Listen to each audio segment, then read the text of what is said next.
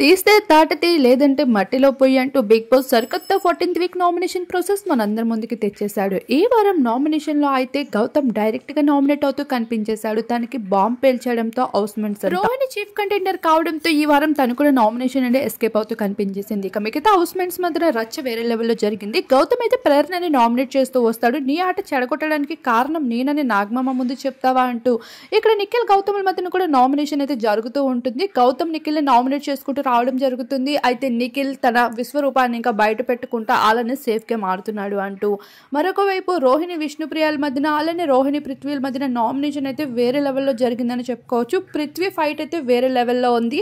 అందరు కంటెస్టెంట్స్ కూడా నామినేషన్ లో స్క్రీన్ పైన కనిపిస్తారన్న ఉద్దేశంతో అయితే ఏ ఒక్కరు కూడా వాళ్ళ ఫైరింగ్ ని ఉన్నదానికన్నా ఎక్కువగా చూపిస్తూ అయితే హైలైట్ గా కనిపించేశారు. ఇలా మొత్తానికి హౌస్ లో రోహిణి తప్పించి మిగతా హౌస్ మెంట్స్ అంతా కూడా నామినేషన్ లో కనిపించేస్తారు. ఏ ఒక్కరు ఏ సమయంలో అయినా నామినేట్స్ నుండి ఎలిమినేట్ అయిపోవచ్చు అని ఊహతో మొత్తానికి అయితే యష్మినే ఎలిమినేట్ అయిపోయింది. ఇక హౌస్ ఎలా ఉంటుంది అనేది చూడాల్సి ఉంది రాబోయే ఎపిసోడ్స్ లో.